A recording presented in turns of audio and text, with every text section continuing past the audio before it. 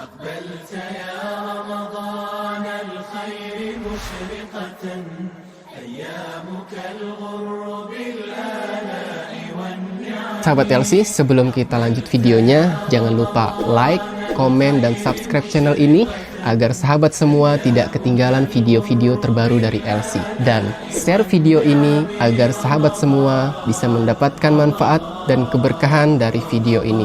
Dan jangan lupa follow akun Instagram LC di @lcmedia.id dan Facebook Lembaga Studi Islam. Terima kasih atas dukungannya. Wassalamualaikum warahmatullahi wabarakatuh. وفي فيض من العطر هنا رمضان مدرسة تنير مآثر الفكر على الآيات والذكر وفي فيض من العطر هنا رمضان مدرسة تنير مآثر الفكر هنا رمضان مفتاح ودرب جاد بالخير يعانقنا فيمنحنا جمالا مشرقا يسري جمالا مشرقا يسري. Bismillahirrahmanirrahim. Assalamualaikum warahmatullahi wabarakatuh. Alhamdulillahilladzi arsala rasulahu bil huda wa dinil haqq liyudhhirahu 'ala dini kullihi wa kafa billahi syahida. Asyhadu an la ilaha illallah wahdahu la syarika lah wa asyhadu anna Muhammadan 'abduhu wa rasuluhu alladzi la nabiyya wa la rasula ba'da. Allahumma shalli wa sallim wa barik 'ala nabiyyina Muhammadin sallallahu alaihi wasallam wa 'ala alihi wa sahbihi wa man tabi'ahum bi ihsanin ila yaumiddin, tsumma amma ba'du. Kaum muslimin rahimani Allah wa iyyakum, yang semoga kita senantiasa dirahmati dan diberkahi oleh Allah Subhanahu wa taala. Alhamdulillah, segala puji dan syukur kita panjatkan kehadirat Allah Subhanahu wa taala atas segala limpahan karunia dan nikmatnya begitu banyak sekali. Sehingga alhamdulillah, pada kesempatan yang berbahagia ini, di bulan yang penuh berkah ini, kita akan mencoba membahas satu pembahasan yang cukup menarik, yaitu tentang perintah agar kita bisa menjaga amalan sholat berjamaah 5 waktu di masjid. Nah, di bulan Ramadan ini, Allah Subhanahu wa taala dan juga Rasulullah SAW telah memerintahkan kita semua untuk semakin giat dalam melakukan amal kebaikan, dalam melakukan amal-amal ibadah di dalamnya. Karena kenapa? Karena ketika kita melakukannya di bulan Ramadan, maka pahalanya ini akan semakin berlipat-lipat ganda. Dan salah satu amalan yang kalau kita rutinkan terus, ya, di luar bulan Ramadan kita rutinkan, dan ini merupakan perintah dari Allah dan Rasulnya, terutama di bulan Ramadan kita rutinkan, kita istiqomahkan hal tersebut, ya, maka pahalanya tentu akan semakin berlipat-lipat ganda, yaitu amalan sholat berjamaah. Naam, Nabi SAW di banyak hadisnya telah menjelaskan kepada kita bagaimana banyak sekali keutamaan-keutamaan yang akan didapat oleh mereka yang senantiasa kontinu melaksanakan sholat 5 waktunya secara berjamaah di masjid. Akan banyak sekali keutamaan-keutamaan yang akan diberikan kepadanya. Di antaranya, kaum muslimin rahimakumullah, di antara keutamaan salat yang dilakukan secara berjamaah adalah sebagaimana sabda Nabi SAW dalam hadis riwayat Imam Bukhari dan Muslim dari Ibnu Umar radhiyallahu anhuma, bahwa Rasulullah SAW pernah bersabda, salatul jama'ati tafdulu salatal fardhi bi 27 darajah. Salat yang dilakukan secara berjamaah, ya, ini lebih utama pahalanya daripada salat sendirian sebanyak berapa kali? 27 kali lipat. Ini menandakan bahwa salat berjamaah ini keutamaan pahalanya sangat luar biasa sekali. Dan dalam hadis dengan redaksi yang lain, di hadis riwayat Abu Daud disebutkan, as-salatu fi jama'atin ta'dilu 25 salatan. Salat bersama jamaah ini menyamai 25 salat yang lainnya, ya. Fa idza shallaha fi falatin fa atammaha ruku'aha wa sujudaha balagat khamsina shalah. Dan kalau salat tersebut dilakukan secara berjamaah, kalau dikerjakan di tanah lapang ya, dengan menyempurnakan ruku dan sujudnya, maka ini menyamai 50 kali salat. Intinya ya, hitungan 27 kali lipat, 25 kali lipat, 50 kali lipat, ini menandakan bahwa apa? Salat berjamaah yang kita kerjakan ini memiliki lipatan pahala yang begitu banyak sekali. Ya, ini tergantung dengan kualitas salat yang kita kerjakan. Ya, memperhatikan rukunnya, memperhatikan syarat, memperhatikan kewajiban atau sunnah-sunnahnya. Tentu semakin baik kualitasnya, semakin besar pahala yang Allah berikan kepada mereka yang melaksanakan apa? Salat berjamaah dengan sempurna seperti itu. Pun demikian dalam hadis yang lain disebutkan, man tawadda'a lis-salati fa asbaghal wudu, thumma masya ila salatil maktubah fa shallaha ma'an nas aw ma'al jamaah aw fil masjid ghafarallahu dzunubah. Siapa yang berwudu lalu dia memperbagus wudunya, menyempurnakan wudunya, kemudian dia berjalan menuju salat fardu, menuju masjid untuk melaksanakan salat fardu, dan dia mengerjakan salatnya secara berjamaah dengan orang lain di masjid, maka Allah akan mengampuni dosa-dosanya. Jadi wasilah agar dosa-dosa kita diampuni oleh Allah Subhanahu wa taala adalah dengan apa? Dengan kita mengerjakan salat berjamaah di masjid. Nah, ini penting sekali ya. Karena kita sebagai seorang manusia tidak lepas dari yang namanya apa? Dosa dan kesalahan. Nah, agar dosa-dosa kita diampuni oleh Allah Subhanahu wa taala, salah satu wasilahnya adalah kita mengerjakan salat berjamaah di masjid. Pun demikian dalam hadis yang lain disebutkan, hadis riwayat Bukhari dan Muslim, "Lau ya'lamun nasu ma fin nidai wa shaffil awal, thumma lam yajidu illa an yastahimu 'alaihi lastahamu." Kalau seandainya ya, manusia, kaum muslimin tahu keutamaan yang ada pada mengumandangkan azan dan saf pertama, yakni saf paling terdepan, kemudian dia tidak mendapatinya kecuali harus melakukan undian, maka tentu dia akan melakukan undian tersebut. Saking besarnya pahala yang ada pada kedua amalan tersebut, mengumandangkan azan dan berada di saf terdepan. Walau ya'lamuna ma fit tahjid lastabaqu ilaihi. Kalau seandainya mereka tahu apa keutamaan yang ada pada berangkat lebih awal ke masjid, ya, keutamaannya Allah sebutkan misalkan, tentu mereka akan berlomba-lomba. Walau ya'lamuna ma fil 'atamah wa subhi la atauhuma walau habban. Kalau seandainya mereka tahu keutamaan yang ada pada salat Isya ya dan salat subuh secara berjamaah di masjid, tentu mereka akan mendatanginya meskipun harus dengan apa? Merangkak sekalipun. Saking besarnya keutamaan yang ada pada salat berjamaah subuh dan salat berjamaah Isya di masjid. Karena kita tahu kedua waktu tersebut adalah waktu-waktu yang kita anggap apa ya? Krusial ya. Waktu subuh kebanyakan orang masih merasa ngantuk dan dalam kondisi tidur yang nyenyak ya. Sehingga lebih memilih untuk berleha-leha seperti itu.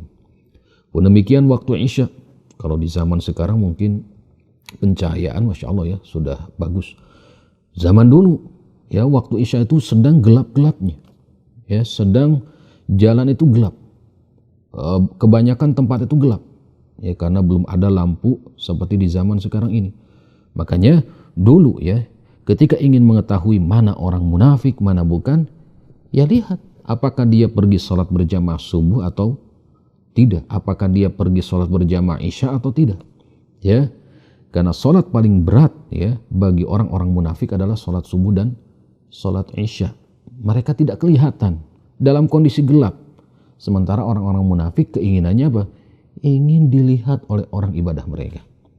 Nah ini, maka mereka malas kalau melaksanakan sholat subuh atau Isya secara berjamaah di masjid. Kemudian dalam hadis yang lain disebutkan, hadis riwayat Imam Muslim, man shallal Isya fi jama'atin faka'annama qama nisfal lail. Barang siapa yang melaksanakan sholat Isya secara berjamaah di masjid, ya, maka seakan-akan dia telah mengerjakan sholat setengah malam. Ya, siapa di antara kita yang pernah mengerjakan apa? Sholat setengah malam, berjam-jam, 4 jam atau 5 jam. Jarang, ya. Jarang di antara kita mengerjakan sholat sampai selama itu. Wa man shalla subha fi jama'atin fa ka'annama shallal laila kullah. Dan barang siapa yang mengerjakan sholat subuh secara berjamaah di masjid, ya, maka seakan-akan dia telah mengerjakan sholat semalam suntuk, seluruh malam. Ya, kalau dia mengerjakan apa? Sholat subuh di masjid secara berjamaah. Nah ini, dengan mendengar ya keutamaan ini saja, ya, kita sebagai seorang muslim ini harus termotivasi untuk bisa mengerjakan sholat berjamaah di masjid. Oleh karena itu, kita akan menyebutkan tentang apa hukum sholat berjamaah. Nah, kaum muslimin rahimakumullah, hukum sholat berjamaah bagi laki-laki dan bagi perempuan ini memiliki perbedaan hukum. Ya. Adapun bagi laki-laki, para ulama berbeda pendapat dalam masalah hukum sholat berjamaah bagi mereka. Ya, intinya kalau kita kerucutkan, ya, ada 2 pendapat para ulama tentang hukum bagi laki-laki mengerjakan sholat berjamaah. Yang pertama, ya, pendapat pertama mengatakan bahwa sholat berjamaah ini wajib hukumnya bagi setiap orang. Artinya wajib ain, kecuali bagi mereka yang memiliki uzur syar'i, yang nanti akan kita sebutkan uzur-uzur yang membolehkan dia tidak sholat berjamaah di masjid. Jadi pendapat pertama ini mengatakan wajib, tidak boleh tidak, ya, dia harus mengerjakan sholatnya secara berjamaah. Ini adalah pendapat Ibnu Mas'ud, ya, Abu Musa al-Asy'ari, kemudian Abu Thawr, Imam Ahmad, ya, Ibnu Hazm dan yang lainnya. Mereka berdalilkan dengan firman Allah Subhanahu wa taala tentang salat khauf. Salat yang dilakukan ketika kondisi kaum muslimin sedang dalam ketakutan, kondisi perang, ya, atau ketakutan apapun. Tapi tetap dalam kondisi takut seperti itu, Allah Subhanahu wa taala memerintahkan nabinya sallallahu alaihi wasallam untuk mengerjakan salat secara apa? Berjamaah. Dalam kondisi takut saja diperintahkan, apalagi dalam kondisi apa? Normal, ya, dalam kondisi biasa, bukan peperangan dan sebagainya. Ini saja kata para ulama pendapat pertama ini, ya, ini saja dalil jelas sekali yang mewajibkan, ya, kaum muslimin untuk melaksanakan apa? Salatnya secara berjamaah. Demikian firman Allah Subhanahu wa taala, warka'u ma'ar raki'in, dan rukulah kalian bersama orang-orang yang ruku. Ini bentuknya fi'il amr, ya. Dalam tata bahasa Arab kalau fi'il amr, ya, disebutkan maka ia dulu alal wajib, ya, menunjukkan akan kewajiban perintah tersebut selama tidak ada dalil yang melencengkan dari perintah wajib tersebut. Nah ini kata ulama yang ada di pendapat pertama ini, ya, perintah dari Allah untuk ruku bersama orang-orang yang ruku, artinya untuk sholat berjamaah, ini adalah perintah wajib. Ya, maka wajib bagi kita untuk melaksanakan sholat berjamaah di masjid. Demikian Nabi SAW dalam hadis yang sahih riwayat Bukhari Muslim disebutkan, beliau pernah berniat untuk mengumpulkan kayu bakar, lalu memerintahkan seseorang untuk mengimami sholat. Dan beliau pergi bersama beberapa sahabat untuk mendatangi rumah-rumah yang para lelakinya melaksanakan sholat di rumah. Untuk apa? Dengan kayu bakar tersebut, ya, untuk membakar rumah-rumah laki-laki yang sholat di rumah, ya, sholat wajib di rumah. Kalaulah bukan karena kaum wanita dan anak-anak, ya, tentu akan dibakar. Tapi karena ada mereka, ya, Nabi SAW tidak membakar. Artinya apa? Artinya ini saking pentingnya, saking wajibnya sholat berjamaah dilakukan di masjid. Sampai-sampai Nabi SAW memerintahkan hal tersebut. Ya.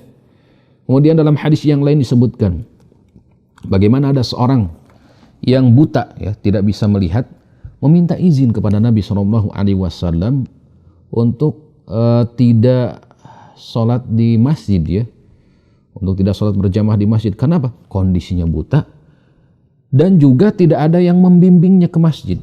Ini kalau kita yang ditanya seperti itu pasti akan membolehkan. Ya udah buta, nggak bisa melihat, nggak ada yang menuntunnya ke masjid. Pantaslah secara apa istilahnya kemanusiaan ya, secara ini ya silahkan di rumah. Namun ketika Nabi SAW apa istilahnya melihat orang tersebut berbalik hendak pergi, Nabi memanggilnya lagi.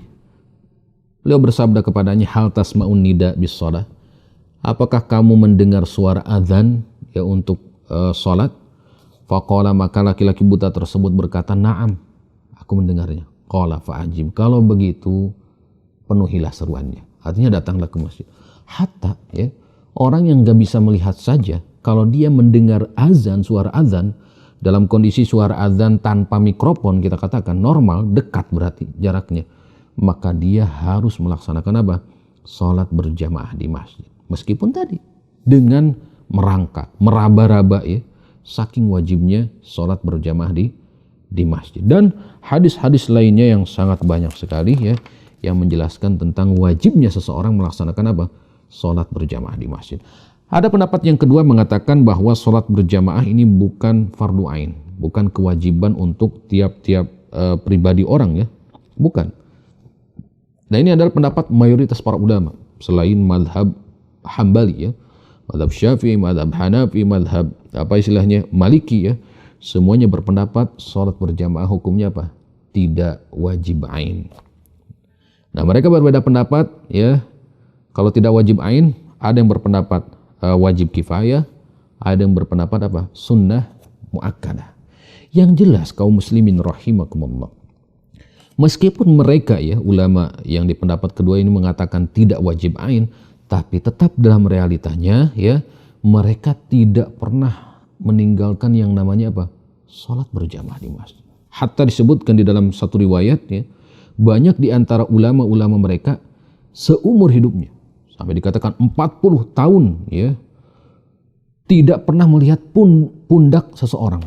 Ini terus berada di saf pertama ya. Selama 40 tahun tersebut ya, sholat berjamaah di saf pertama sehingga tidak pernah melihat orang di depannya. Saking semangatnya berjamaah. Ya. Ini menandakan meskipun mereka menganggap tidak wajib ain, tapi mereka mengerjakannya seakan-akan apa? Wajib ain. Tidak seperti di zaman sekarang ya. Banyak orang menganggap sholat berjamaah itu hukumnya sunnah muakkadah. Ketika mereka mendengar kalimat sunnah ya, sesuatu yang jika dikerjakan dapat pahala, jika ditinggalkan tidak berdosa, maka mereka lebih memilih apa? Meninggalkannya. Sunnah ini misalkan seperti itu ya. Nah tidak.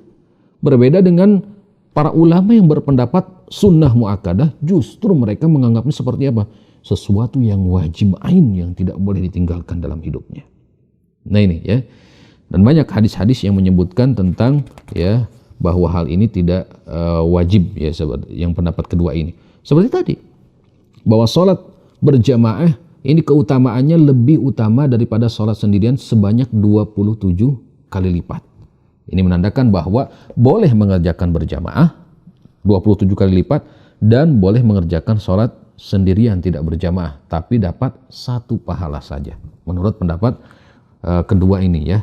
Yang jelas, kaum muslimin rahimakumullah, salat berjamaah adalah syiar Islam, syiar terbesar umat Islam. Ya, kita diperintahkan untuk memakmurkan masjid, menjaga masjid, menjadikan masjid sebagai pusat keislaman kita. Nah, bagaimana cara menjadikan masjid sebagai pusat keislaman kita kalau bukan dengan apa? Dengan salat berjamaah. Nah, ini penting sekali ya.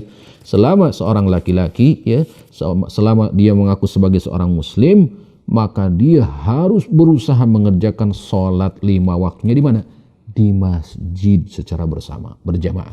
Karena ini merupakan syiar Islam terbesar ya, merupakan ajaran Islam terbesar. Bahkan kalau mau lebih jauh lagi, para ulama, para sahabat ya, tidak mengetahui satu amal ibadah yang kalau ditinggalkan ya bisa dikatakan dia adalah orang munafik, kita katakan, kecuali sholat berjamaah. Jadi kalau di zaman Nabi SAW mau mengetahui mana orang munafik mau tidak, ya lihat dia sholat berjamaah atau tidak. Kalau dia sholat berjamaah berarti dia terbebas dari sifat kemunafikan ya secara zahirnya. Kalau dia meninggalkan, berarti dia terjangkiti sifat munafik. Maka jangan sampai kita terjangkiti sifat kemunafikan. Yaitu dengan apa? Dengan kita harus berusaha ya. Harus berusaha terus continue istiqamah untuk melaksanakan sholat berjamaah di mana? Di masjid. Nah, adapun bagi kaum wanita ya, kaum muslimin rahimakumullah, hukum sholat berjamaah, mayoritas para ulama, ijma para ulama mengatakan bahwa la tajibu sholatul jama'ati 'alan nisa bi ijma'il ulama. Tidak wajib ya bagi kaum wanita untuk mengerjakan sholat berjamaah di masjid berdasarkan kesepakatan para ulama.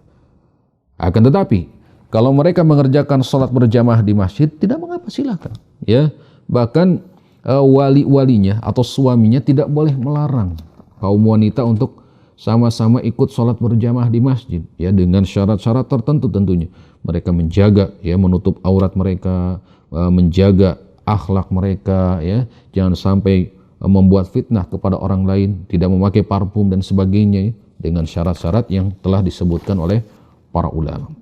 Kemudian kaum muslimin rahimakumullah, sholat berjamaah ya paling sedikit ini adalah 2 orang, yakni yang menjadi imam dan menjadi makmum ya, tidak istilahnya 1 orang dianggap berjamaah, tidak, 2 orang ya minimal. Kata Nabi SAW, idza antuma kharajtuma fa'adzina thumma aqima thumma liya ummakuma akbarukuma. Jika kalian berdua keluar ya, melakukan safar, maka salah satu di antara kalian mengumandangkan azan, kemudian lakukanlah sholat dan hendaklah yang paling tua di antara kalian menjadi imam. Ya, hadis riwayat Bukhari Muslim. Jadi minimal sholat berjamaah dilakukan 2 rakaat. 2 orang, maaf ya. Jadi seperti itu. Kemudian kaum muslimin rahimakumullah, aina tuqamu sholatul jamaah? Di mana dilaksanakan sholat jamaah? Ya. Nah, sholat jamaah ini boleh dilaksanakan fi ayyi makanin tahir, di tempat suci manapun.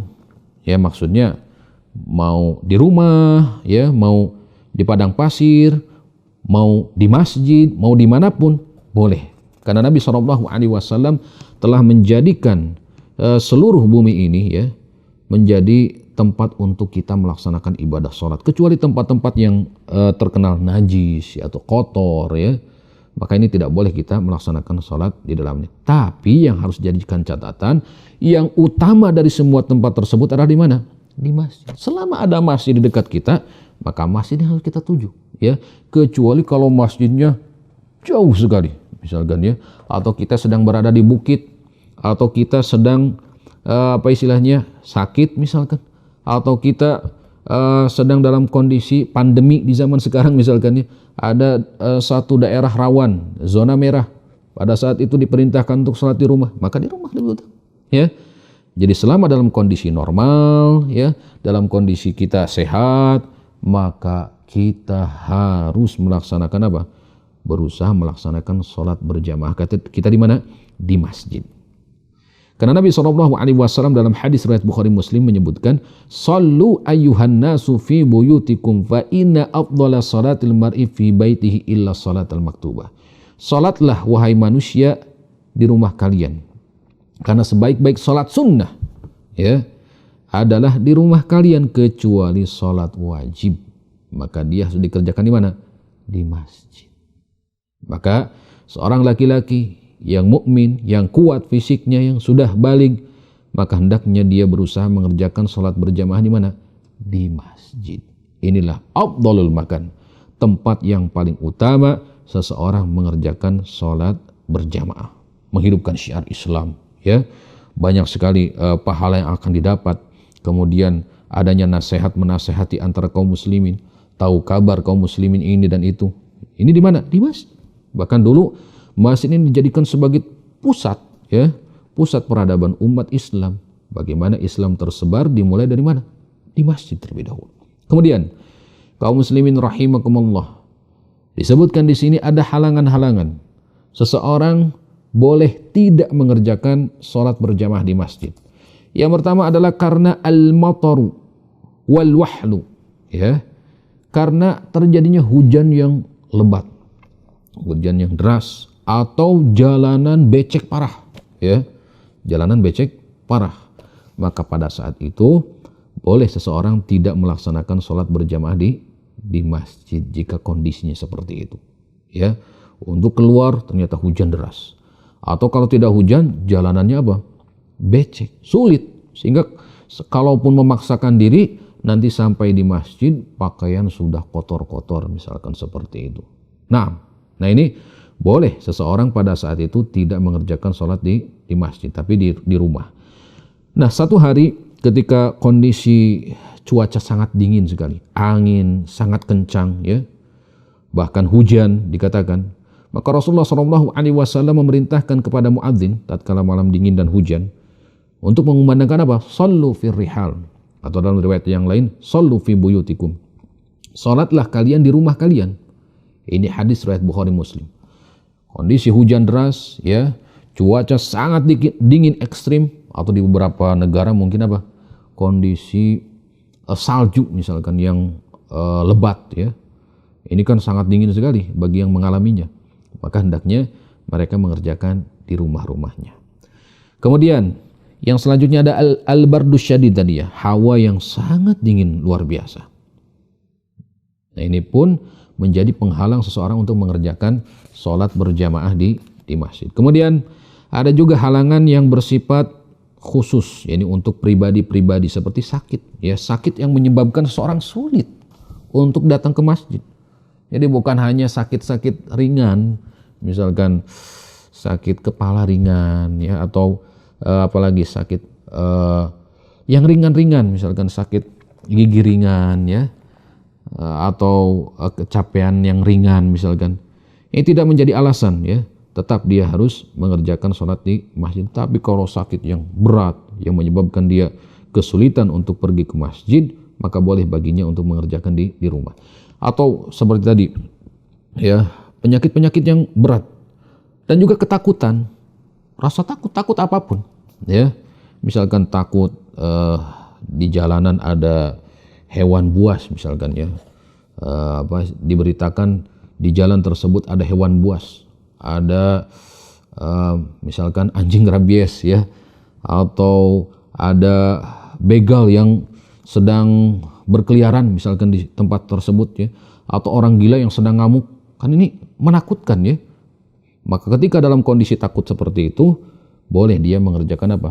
Sholat di rumahnya, jika memang terjadi seperti itu. Tapi kalau masih dugaan, masih berita hoax dan sebagainya, maka harus diyakinkan terlebih dahulu.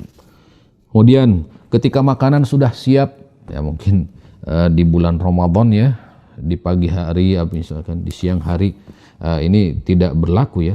Namun ketika di waktu maghrib atau di waktu isya, ya, ini lebih utama apa? Di waktu maghrib berbuka terlebih dahulu. Jangan dia langsung apa? Sholat. Justru Nabi SAW merintahkan kepada kita untuk mengawali dengan buka terlebih dahulu, ya, dengan beberapa butir kurma atau dengan beberapa teguk air, ya. Baru setelah itu boleh bagi kita mengerjakan apa? Sholat, ya. Nah ini, jadi ketika makanan sudah siap dan dia sangat lapar sekali, maka dia harus mendahulukan makan tersebut, ya, daripada apa? Sholat nanti kepikiran makan. Nah, Nabi SAW bersabda, "Idza wudi'a asya'u ahadikum wa uqimatis shalah fabda'u bil asya' wa la ya'jal hatta yafruga minhu." Jika makanan telah dihidangkan, lalu qomat dikumandangkan. Ya, ini qomat di masjid, makanan sudah dihidangkan. Gimana nih? Ya, maka pilihannya kata Nabi, makan terlebih dahulu. Agar apa? Agar ketika sholat dalam kondisi lapar tidak mengingat-ingat, aduh, itu makanan dihabiskan nggak ya? Aduh, itu makanan dimakan kucing nggak? Jadi kepikiran kan? Maka makan dulu. Dan jangan buru-buru sampai dia betul-betul merasa apa? Sudah cukup, ya, untuk bisa tidak kepikiran nanti di waktu sholat seperti itu. Pun demikian, mudafa'atul akhbasain, ya, menahan buang hajat, buang air kecil, buang air besar, ya. Ini jangan ditahan. Jadi kalau bertepatan dengan waktu qomat, ya, maka selesaikan hajatnya terlebih dahulu. La sholata bi hadrati ta'am wala wa huwa yudafil akhbasan. Tidak ada sholat, maksudnya tidak sempurna sholat ketika seseorang telah dihidangkan makanan atau ketika dia menahan buang hajat, maka selesaikan dulu. Kemudian makan bawang putih atau makanan-makanan berbau, ini pun hendaknya dia menghilangkan terlebih dahulu. Jangan langsung ke masjid ya, karena ada larangannya. Nah, seperti itu. Ini adalah uzur-uzur yang bisa menjadikan seseorang bisa melaksanakan sholat di rumah. Kecuali mungkin tadi uzur-uzur yang bisa dihilangkan ya, seperti makan bawang putih, hilangkan dulu, berusaha gosok gigi, dan jangan langsung sholat ya di rumah. Gosok gigi, bersihkan. Baru setelah merasa bersih, dia boleh berangkat ke masjid ya. Istilahnya bisa jadi dia mendapatkan rakaat kedua, rakaat ketiga, atau mendapatkan pahala jamaah seperti itu. Demikian yang bisa disampaikan. Mudah-mudahan ya di bulan Ramadan ini ketika kita diperintahkan untuk memperbanyak amal soleh, amal kebaikan, jangan pernah meninggalkan yang namanya sholat berjamaah di masjid. Sesibuk apapun kita ya, capek, selelah apapun kita, berusaha untuk tetap sholat berjamaah di masjid. Terutama ketika di waktu-waktu rawan ya. Di waktu subuh biasanya, ini waktu rawan. Bagi orang yang makan banyak, misalkan di waktu sahur ya, kadang dia malas untuk pergi ke masjid. Ini makan sekedarnya yang istilahnya dia bisa bertahan untuk berpuasa seperti itu.